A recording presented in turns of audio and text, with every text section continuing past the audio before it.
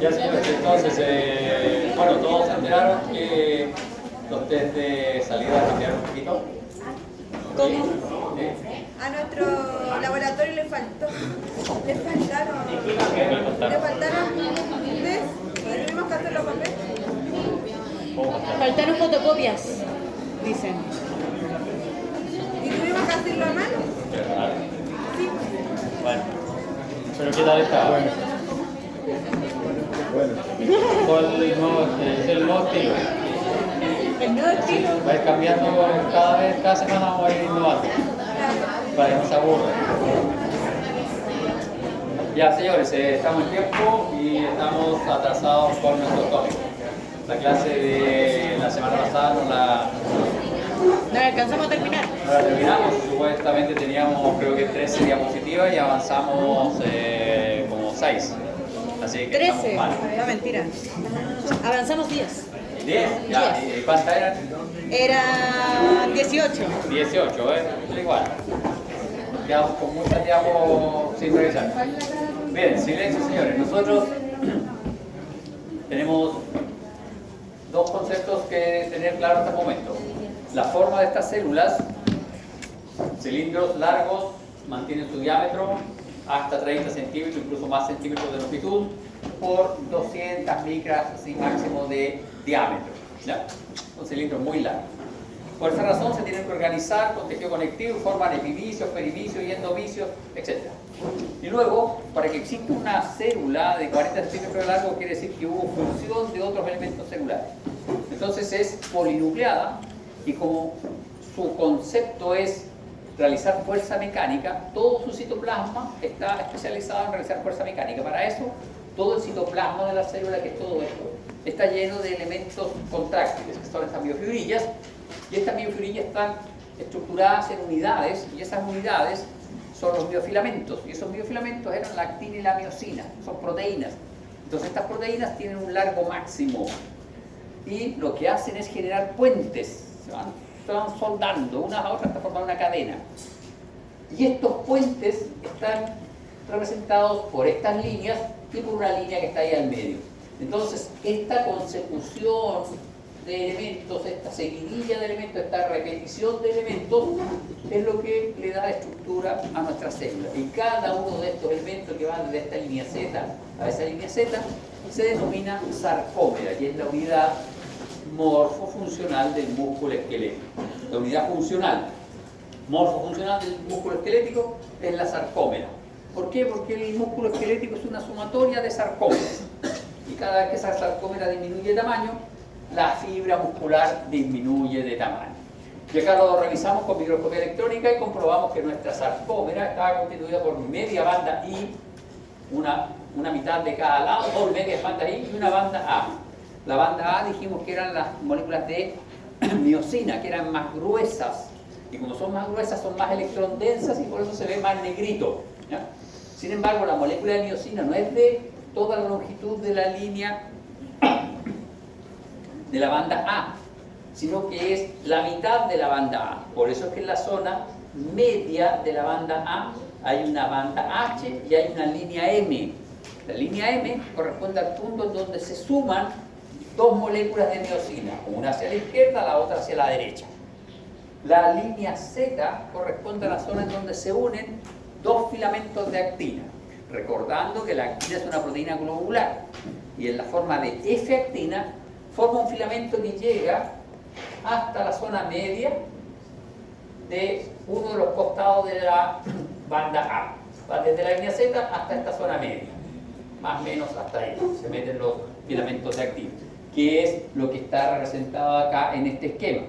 Por lo tanto, si yo realizo un corte en el borde de la banda I, voy a ver solo elementos, perdón, si realizo un corte transversal y lo reviso con microscopía electrónica, solo voy a ver elementos delgados.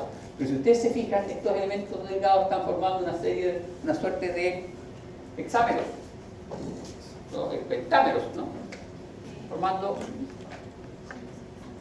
hexámeros, así. Están distribuidos así. Interesantemente, si uno realiza el corte histológico en la zona de la banda H, en donde solo hay filamentos de miosina, va a observar que las miosinas están distribuidas así. Y si uno realiza el corte histológico en los bordes de la banda A, en donde hay sobreposición de estos elementos, se da cuenta que cada uno de estos exámenes tiene en el centro un filamento de miosina. Y eso es bien interesante, porque si esto lo graficamos, nosotros graficamos acá nuestras actinas,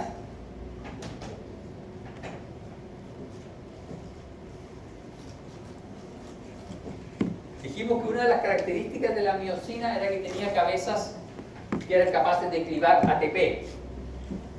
Pero no solo son capaces de clivar ATP, sino que estas cabezas se unen al sitio activo de la actina.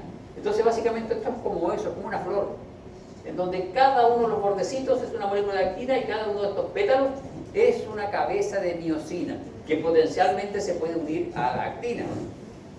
Digo potencialmente, porque esa unión está regulada, porque si no estaría todo el día contraído nuestro músculo, tiene que regularse. Entonces, esta unión de acá es lo que se regula para la contracción del músculo. ¿Por qué razón? Porque si estos se unen, se cliva el ATP y se produce el cambio conformacional de la cabeza de la miosina. La cabeza de la miosina está así, si se unen, se cliva el ATP y hace esto. Tracciona mi filamento de miosina hacia la línea M. Entonces hace que esta línea Z se acerque hacia acá y esta línea Z se acerque hacia acá. Entonces disminuyen de tamaño las bandas I y disminuye de tamaño la banda H. De nuevo, lo mismo, pero acá está representado un poquito más 3D, en donde están aquí ilustradas las cabezas de las miosinas muy próximas a los filamentos de actina. Y acá comprobamos que los filamentos de actina no son tan simples, sino que son dos cadenas, ¿no?, arregladas en hélice. Y se da la casualidad de que los vértices, los bordecitos de la cadena, quedan con el sitio activo de la actina mirando hacia la miosina. Vale decir, si esta actina tiene un sitio activo, que en la zona donde se une la miosina queda justo mirando aquí, ¿ya?,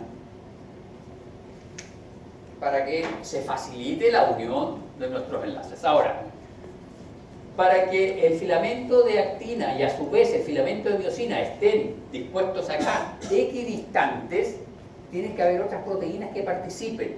Y vamos a ver que los filamentos de miosina están anclados también a la línea Z a través de una proteína gigante que se llama titán o titina. De ahí su nombre, gigante, soporta todo esto. Entonces, este filamento de miosina se puede localizar acá equidistante dentro de este hexámero porque está esta proteína titán manteniéndola en esa posición. Y los filamentos de actina, a su vez, tienen a la proteína nebulina, que ayuda a estabilizarlos acá, aquí. Entonces, cada uno de estos moléculas. Ahora, en la próxima diapositiva vamos a ver que acá hay una serie de otras moléculas. No son tan relevantes. Si vamos a un curso de biología molecular de la musculatura, capaz que sí, pero no son tan relevantes. Bien, acá, si ustedes se fijan en este bordecito, a ver si usted me siguió. Aquí, ¿por dónde pasó el corte? Banda A, banda H, línea Z. ¿Es de mi grupo, de práctico? ¿Sí? Le doy 2 puntos a ustedes de salida. 3 puntos. Ya, dejémonos 4 y cerramos el negocio. Ya. Dale, Cata, dale, Cata. Perdió, tiempo. No. Esto está aquí, en el borde de la línea, de la banda A. ¿Por qué? Porque veo mi filamento de miosina y mis filamentos de actina. ¿Se fijan? Están todos distribuidos. Y acá estamos en la banda H. Solo hay filamentos de miosina. Ahora, dijimos que esto para contraerse necesitaba ATP y necesitaba calcio. Bien, si ustedes miran acá, hay una imagen de microscopía electrónica de menor aumento en donde se ve línea Z, línea Z, línea Z, línea Z, por lo tanto desde aquí hasta aquí hay una sarcómera. Pero interesantemente, aquí entre estos fascículos, es interesante, Las miofibrillas en el interior de la célula están ordenadas en fascículos también. ¿Se fijan? Aquí hay un fascículo, aquí hay otro. Entre estos fascículos hay elementos de membrana. Y esos elementos de membrana básicamente son el tubo T, que es una invaginación de la membrana de la célula, y los otros elementos son el retículo sarcoplasmático, que básicamente es el retículo endoplasmático liso, que se especializa en estas células.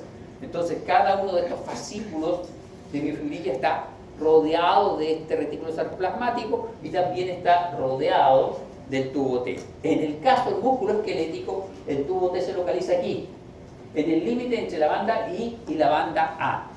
Y el retículo sarcoplasmático se distribuye acá, ocupando toda la banda A. Es interesante, el retículo sarcoplasmático almacena calcio. Y esta unión necesita calcio. Justo aquí está el retículo sarcoplasmático, que es un saco de calcio. Ahora, para que el retículo sarcoplasmático libere el calcio, se necesita un cambio de potencial. ¿Ya? Y ese cambio de potencial lo envía la membrana de la célula a través del tubo T, que justo está aquí, en esta zona. Y aquí está el retículo, entonces se cambia el potencial de membrana, el retículo libera el calcio justo a la zona en donde están los filamentos de actina y los filamentos de miosina. ¿Ya? ¿Está claro la distribución? Es bien bonito esto. Y acá tenemos nuestra célula, y acá hay dos ejemplos de nuestra sarcómera. Esta sería una sarcómera relajada, por favor. Cuando el profe que es bien pesado por esta cosa a veces les pide, dibújenme una sarcómera relajada, dibújenme una sarcómera contraída. Esta es una sarcómera relajada y esta es una sarcómera contraída.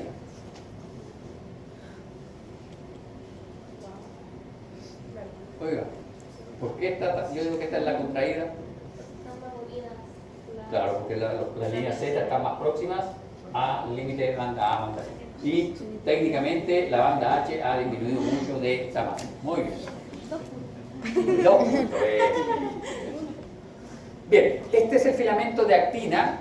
El filamento de actina básicamente está constituido por la actina G, que es la actina globular. Y esta actina G forma cadenas, y 2 cadenas se organizan formando una hélice. De tal manera que los sitios activos de la actina, que son los sitios donde la actina se puede unir a la miosina, siempre queden mirando hacia el exterior de esta hélice. Por lo tanto, si esta hélice, nosotros la dibujamos acá, vamos a dibujar acá nuestra hélice. Esta hélice, si la cortamos transversalmente, básicamente es una cosa así. Los sitios activos van a estar mirando siempre hacia afuera, ¿ya? Para que se pueda unir. Ahora, si el sitio activo está, como su nombre lo sugiere, activo, se va a unir a la miosina, ¿cierto? Y vamos a tener el músculo contraído todo el día. Esa no es la idea. La idea es que esto sea un fenómeno regulable. Entonces, si ustedes miran este esquema de acá, sobre los sitios activos hay una proteína que se llama tropomiosina. Aquí encima de los sitios activos se dispone la tropomiosina, y lo que hace la tropomiosina es bloquear los sitios activos. Entonces no se puede unir la actina con la miosina. Es como la chaperona, la celestina del siglo XV. ¿Ya?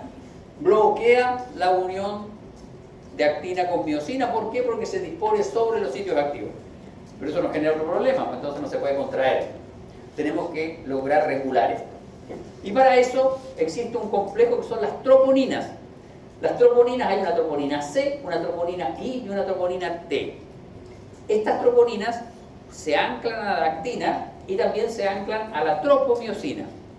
¿Ya? De ahí viene troponina T. Y la troponina C es una troponina particular. Su nombre viene de que es la troponina que une calcio. Entonces, en verdad, el calcio se une a esta troponina C. Y esta troponina C, al unir el calcio, genera cambios conformacionales en las otras 2 troponinas, de tal manera que al movilizarse estas 2 troponinas, desbloquean el sitio activo. ¿Por qué? Porque están ahí y al recibir calcio traccionan a la tropomiosina y dejan libre el sitio activo. Entonces así es como el calcio regula la contracción del músculo.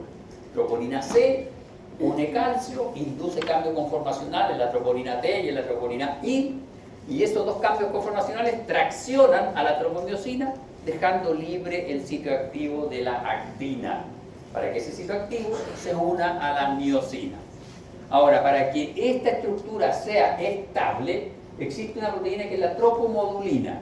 La tropomodulina, si nosotros vemos acá, la tropomodulina está aquí, ahí, en ese borde está la tropomodulina, que estabiliza el filamento de actina. Ahí está, ¿ves? Me faltaba proyectar esto. Esa es la actina, la doble hebra de actina, y acá está con su tropomiosina, los sitios activos bloqueados. Bien.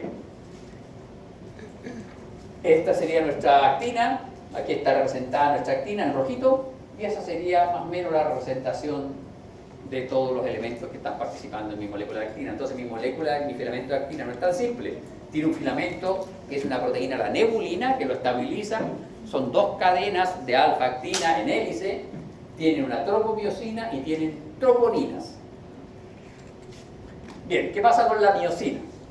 La miosina tiene una zona que es la cola y una zona en la cabeza, que es la meromiosina pesada. En la zona de la cabeza hay un sitio de unión a actina y hay un sitio de unión a ATP. Cuando este sitio de unión a ATP cliva ATP, aquí en esta zona de bisagra se produce un cambio conformacional en esta molécula. Las miosinas se ordenan con sus bastones hacia la línea M y las cabezas hacia la línea Z. De tal manera que todas las cabecitas van a quedar orientadas hacia la línea Z. Y este sí es como un cepillo interdental. Un palito, una orillita que tiene pelitos hacia todos los lados. Tiene cabecitas de miosina hacia todos los lados de tal manera de poder unirse a los filamentos de actina. ¿No? Después me preguntan, por favor, por qué el cepillo interdental no es buen ejemplo para el protoglucano. Hoy día no va a hacerse, pero recuerden y me preguntan. ¿Ya? Ahora, como este filamento de miosina no es de la longitud total de la banda A, hay una zona media en donde hay proteínas que participan en el ensamblaje, en unir este filamento de miosina hacia un lado y el otro hacia el otro. ¿Ya? Y esto es lo que genera nuestra línea M en la banda H. Y ahí está la cabeza de miosina y ahí está esquematizado el cambio conformacional. Si ustedes se fijan, el cambio conformacional, lo que se mueve es nanómetros, pero la sumatoria de todo esto es lo que genera el cambio de tamaño. Y acá está el eje central, que es la titina. Entonces nuestra sarcómera quedó así. Miren qué linda. Así queda la sarcómera. Hermosa mi sarcómera. Ahora, ¿qué interesante esta sarcómera? Lo más interesante es esto. ¿Se fijan? Aquí la sarcómera, todos estos fascículos que están unidos entre sí, además están anclados a la membrana, al sarcolema de la célula. ¿Por qué razón? Porque de esa forma transmiten la contracción interna hacia el exterior. Si no, solo se recogería el citoesqueleto. Si el citoesqueleto de la célula no está anclado a la membrana, la disminución de tamaño del citoesqueleto no se traduce a disminución de tamaño de la célula. Entonces están ancladas las células a través de una serie de proteínas, un complejo bastante interesante, del cual yo solo les voy a mencionar la distrofina. ¿Por qué razón la distrofina? Porque es una proteína que suele estar mutada en algunas personas que tienen una enfermedad que es la distrofia de Duchenne, que es una enfermedad degenerativa del tejido muscular, y esas personas empiezan a perder fuerza muscular, empiezan a perder control de su musculatura. Esta es una imagen de músculo esquelético cortado transversalmente, inmunotinción para distrofina de una persona normal. Esta es la misma imagen, no es la misma imagen, pero es la misma técnica, inmunotinción con anticuerpos antidistrofina, pero de una persona que padece la distrofia de Duchenne.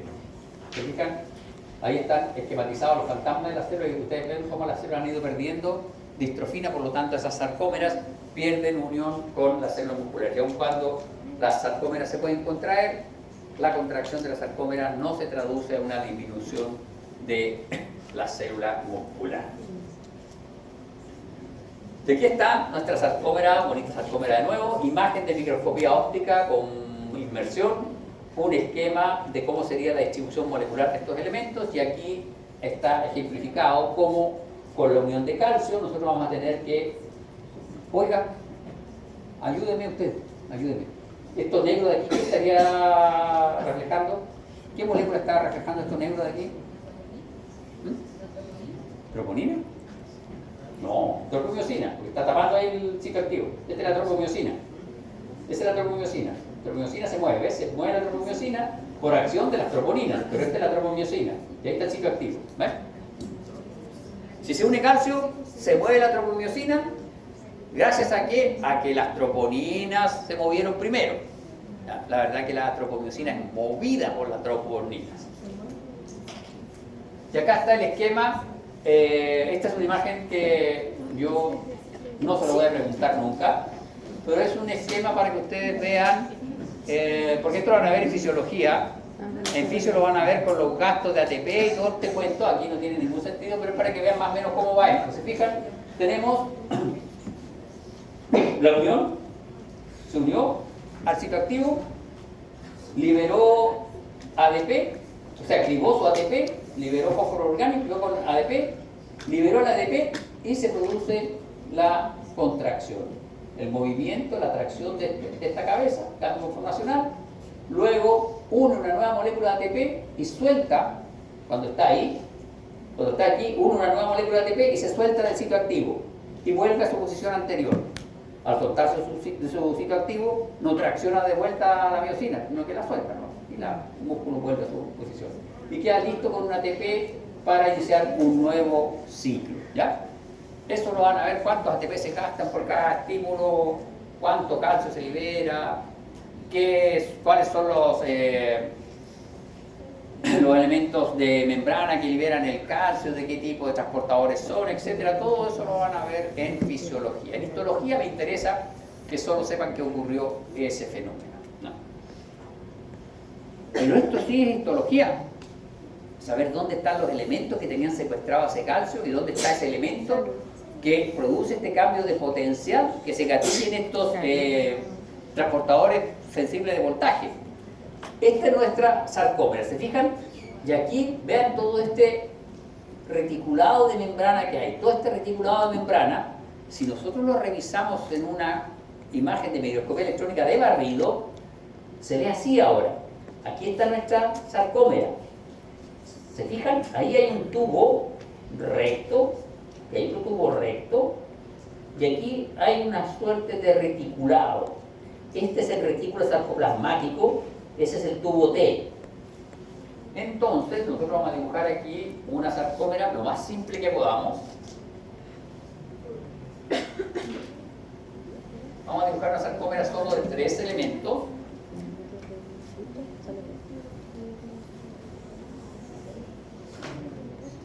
Es muy simple mi sarcómera, ¿ya? Insisto. Ya, aquí está mi sarcómera. El retículo sarcoplasmático se dispone aquí.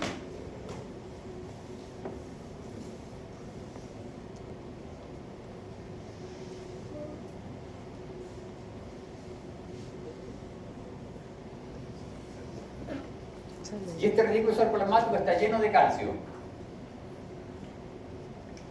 Y desde la membrana de la célula, que está acá arriba, ¿se imagina la membrana de la célula?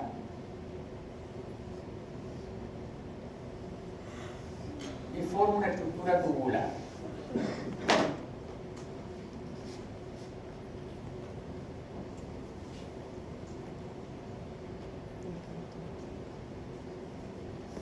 La idea es que cuando esta célula recibe un estímulo nervioso, a través de acetilcolina, sus receptores, etc., se produce depolarización de esta membrana.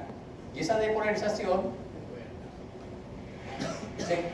se transmite hacia el interior de la célula a través de estos tubos T. Y este tubo T, esta depolarización activa canales sensibles de voltaje que están en el retículo sarcoplasmático. Y con eso se libera calcio justo a la zona en donde está la sobreposición de elementos de actina y miosina. Y esto es bien fácil de entender, porque si ustedes piensan, la célula tiene 200 micras. A nivel molecular eso es de ir de aquí a Santiago. Y si esto se depolariza aquí, imagínense, ningún canal sensible de voltaje va a recibir ese cambio de potencial de energía a 100 micras. Entonces, esto hace eso.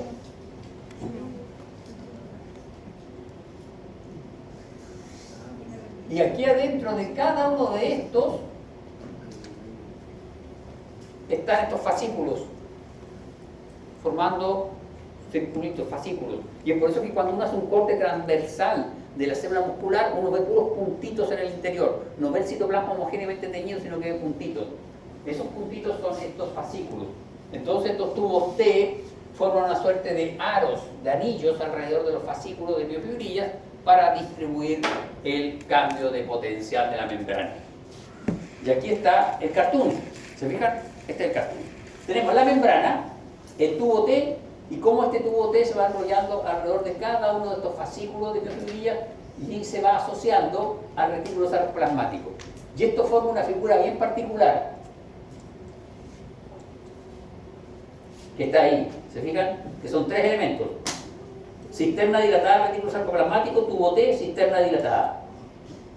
Eso se llama triada. Y esa triada en el músculo esquelético está localizada en el borde límite banda A, banda I. ¿Ya? Triada. Y está constituida por el tubo T, que es una invaginación de la membrana, y dos cisternas dilatadas de retículo sarcoplasmático. ¿Ya? Y aquí está el cartoon idealizado un poquito más. ¿Y esto de aquí qué es? ¿Qué es eso de ahí? ¿Qué sería? ¿Esto de aquí? ¿Qué tipo de colágeno? Reticular, muy bien. ¿Y cómo se llama? Endomisio.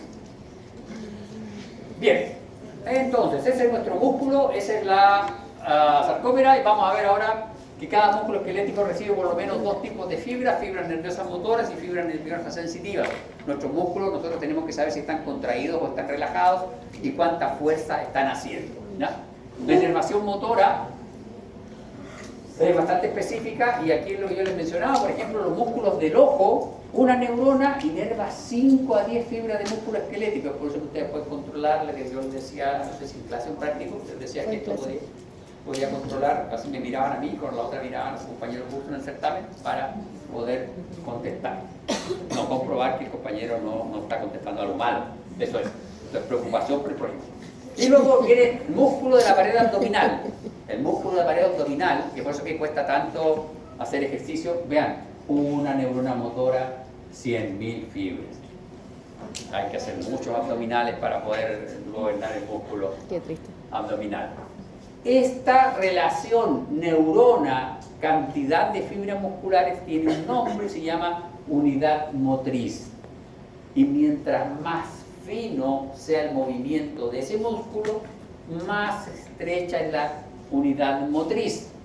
Los músculos del ojo, los músculos orbiculares del ojo, su movimiento muy fino, tiene que ser muy preciso, por lo tanto la unidad motriz es muy pequeña. Una neurona, 5 células musculares. ¿Ya? Los de pierna, los de abdomen son un poco más inespecíficos en su movimiento. Los de los dedos son muy específicos en su movimiento. Las unidades motrices también son pequeñas. Y acá está lo que yo les había mencionado. Esta es una neurona sensitiva, sináptica. Esta neurona sensitiva es motora. Motora. Esto de aquí es una placa motora, y la placa motora es una unión muy particular que se da entre las neuronas motoras y la célula muscular esquelética, en donde la célula muscular esquelética genera una invaginación, y sobre esa invaginación genera invaginaciones más pequeñitas, ¿ya? Que son los repliegues, y este es un gran repliegue, y en ese repliegue se deposita la terminal axónica. Y sobre la terminal axónica se localiza una célula de Schwann para recubrir esta zona. Recuerden, las neuronas nunca están solas, siempre están protegidas. Y entonces esta unión particular se denomina placa motora, la interacción que existe entre este axón y la membrana, el sarcolema de la célula muscular esquelética. Y es precisamente en estos repliegues en donde se localiza el receptor de la acetilcolina. Y es a este espacio en donde se libera la acetilcolina. Y en ese mismo espacio hay una enzima. ¿Cómo se llama? Pues seguro la vieron en el colegio. Acetilcolinesterasa. Exactamente. ¿Y cuál es? ¿Qué hace esa enzima? Degrada la acetilcolina. Uy, qué raro. ¿Para qué libero acetilcolina ese espacio si tengo en ese espacio una enzima que lo degrada? Para liberarlo. Claro, si no, es como cuando a usted le dan permiso. Su madre le dice, puede ir a la disco, pero hasta la 1 de la mañana. La acetilcolinesterasa hace eso. Le pone el horario a la acetilcolina. Puedes interaccionar, puedes generar movimiento, pero déjalo, se acabó el movimiento, ya no necesitamos más movimiento, degrada el resto de la acetilcolina. ¿Ya? Eso es lo que hace, regula. No me van a poner después en el certamen que le da permiso, que la disco. Y aquí está ejemplificado con un cartoon un poco más claro. Tenemos nuestra vesícula sináptica, se libera la vesícula sináptica, la acetilcolina se une a su receptor de membrana, se produce la depolarización de membrana y esta se transmite hacia el interior de la célula por los tubos T. Estos tubos T, al depolarizarse, gatillan, ¿no?, sensores, canales de calcio sensibles de voltaje. Esos canales de calcio hacen que el calcio que está almacenado acá en la cisterna del retículo sarcoplasmático salga hacia el exterior, hacia el citoplasma de la célula, ¿no? ¿Y cómo lo hacemos el calcio? Usted no llegó a la 1 de la mañana de la disco. ¿Qué pasa? Despiertan a su padre y le dicen, anda a buscar a ese muchacho. Aquí hay una proteína que se llama calsecuestrina y vuelve el calcio a la vesícula, ¿ya? Porque si no el calcio se quedaría ahí en el nombre raro. ¿no? Se quedaría aquí. ¿Y cómo regulamos? No, se desregula la contracción. Entonces aquí hay una calsecuestrina que va a buscar al muchacho a la disco y lo trae de regreso a la casa. ¿Qué le hace la calsecuestrina? No sé, ahí ya no sé.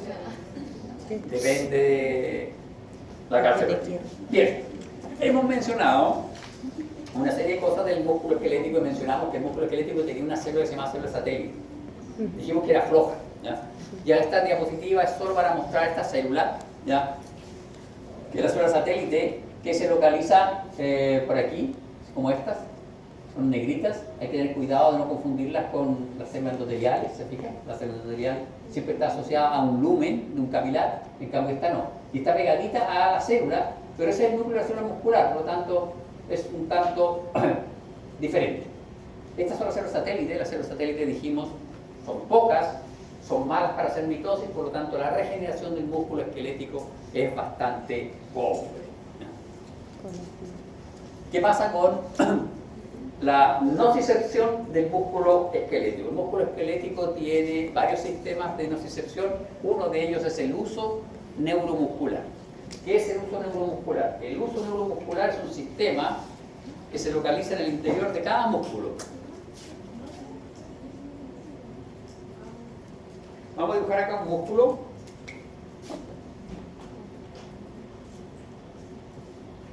Este es un músculo.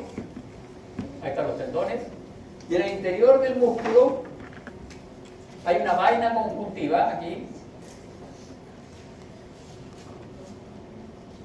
Y en el interior de esa vaina conjuntiva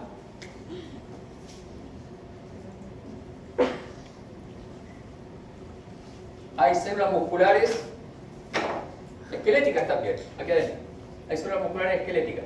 Pero esas células musculares esqueléticas que están ahí adentro están profusamente inervadas. ¿Qué es lo que está esquematizado acá? Este es un músculo, hay varias células musculares y aquí hay una vaina conjuntiva. En el interior de esa vaina conjuntiva hay células musculares esqueléticas especializadas.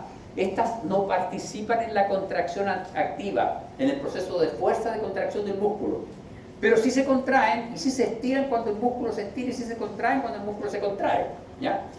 Y estas son de dos tipos. Hay unas de columna nuclear, que tienen los núcleos en columna, y hay otras de bolsa nuclear. Joven aún. ¿Qué diferencia les ve a esas células que están aquí respecto de estas? Mira. Sí, el grosor, son mucho más delgaditas. Y lo otro, la disposición de los núcleos. Los núcleos están en el centro de la célula. Y es por eso que estas células no están relacionadas con contracción. Pero, cuando estas células se sobreestiran, se envía una señal sensitiva al sistema nervioso, y esa señal sensitiva es capaz de bloquear el trabajo del tejido muscular. Cuando usted quiere levantar algo y lo levanta, está haciendo pesa. Levanta la pesa, ya está sufriendo con la pesa, está sufriendo con la pesa. Llega un momento que usted, aunque quiera seguir manteniendo esa pesa, la suelta. Eso es este sistema. Uso neuromuscular. Cuando se ve sobreexigido el músculo, empieza a temblar la mano, empieza usted a tener poco control sobre el músculo, empieza el músculo a desobedecer y se suelta la mano, ¿ya? Ese es este control. Y para eso participan estas células de cadena nuclear y de bolsa nuclear, ¿ya? Que están dentro de esta vaina conjuntiva. ¿Se fijan? Acá está. Esa es la vaina conjuntiva, este es el músculo esquelético que está en el centro del músculo. Y ahí están las células, ¿se fijan? Células fusales, vasos sanguíneos, y están todas las terminales nerviosas, las fibras sensitivas y fibras motoras. ¿Por qué este músculo tiene que tener fibras motoras? Dijimos que no participaba en la contracción.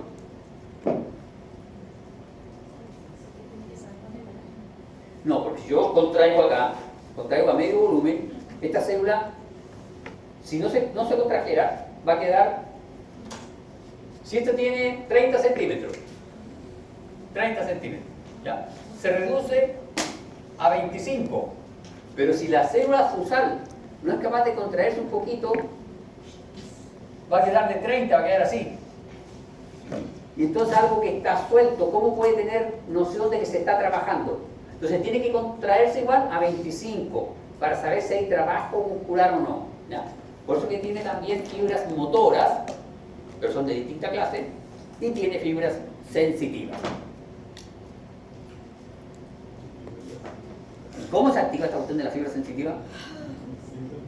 Lo van a ver mejor en fisiología, pero lo que dicen los libros de histología es que si ustedes se fijan, esta membrana es una membrana conjuntiva y eso está lleno de líquido adentro. De tal manera que cuando se estira mucho el músculo, este líquido colapsa y hace colapsar esta zona. Y al hacer colapsar la zona, eso lo transmite en una señal de sobreestiramiento. Pasa algo similar en la dentina. Lo mencionamos cuando estábamos viendo huesos.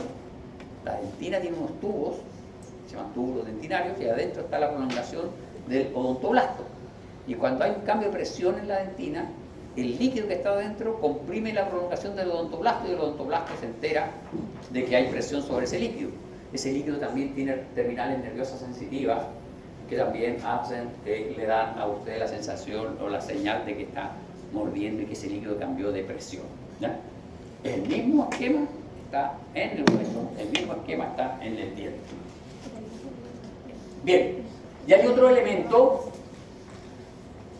en este caso es un elemento que no es voluntario. Uno no puede decidir, no, si voy a seguir como en las pesas, no, si voy a seguir, yo puedo. Este es involuntario y es el órgano de Golgi o uso neurotendinoso. El órgano de Golgi se localiza, como su nombre lo sugiere, en el tendón. Y es una terminal nerviosa libre que está incrustada en el tendón.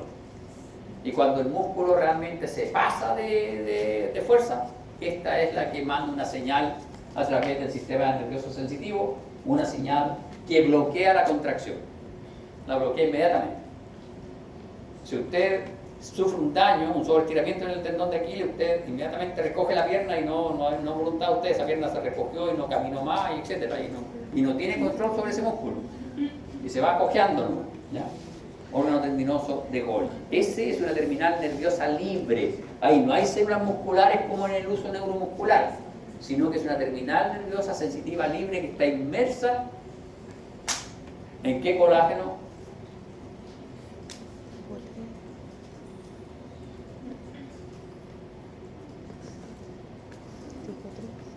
Un demetrio, ¿ah? Ya, 2 demetrios si no me contestan. Colágeno de tipo 1, era el del tendón, ya. Y aquí está nuestro tendón. Dijimos que la célula muscular disminuye de tamaño. Y esta disminución de tamaño hay que pasarla al tendón que está anclado a los huesos. El tendón se anclaba a los huesos a través de qué estructura del hueso? No, rugosidad del hueso no. Ya, pero eso está anclado a qué parte del hueso. ¿Cómo se llama esa persona del hueso? Que es conjuntiva. El que tenía una fibra de Sharpey que se metían en los sistemas lamillares circunferenciales externos. Periósteo. Sí, se ancla el periósteo. Y entonces tenemos, ¿se fijan? Miren, esta fotografía es hermosa. Estas son células musculares, células musculares, células musculares. Y ustedes pueden ver aquí la célula muscular terminando su recorrido hacia el tejido tendinoso. Y de nuevo se da el mismo esquema que se daba en los epitelios, ¿se acuerdan? El epitelio cilíndrico, pseudoestratificado, cilíndrico, ciliado con células caliciformes de la tráquea. La membrana basal era recta, no tenía repliegues. El epitelio estratificado, plano, queratinizado de la piel, tenía repliegues, tenía papilas conjuntivas y tenía clavos epiteliales. Vean la unión músculo-conjuntivo. Músculo-conjuntivo. Músculo-conjuntivo. También es una unión de interdigitación. Se interdigita la célula con el tejido conjuntivo. Y si ustedes se fijan, hasta aquí llega la última sarcómera. Y desde aquí se proyectan los filamentos de actina, que son los que se anclan a la membrana, y la membrana de la célula se ancla al tejido conectivo del tendón. ¿Ya? Entonces estos filamentos de actina son re importantes porque son los que finalmente se van a proyectar hacia acá. Obviamente son filamentos de actina más largos que los que están formando la sarcómera. Y entonces eso es lo que finalmente transfiere la fuerza al tendón que hace la palanca sobre el hueso. ¿Ya? Muy bien, excelente. Ahí sí.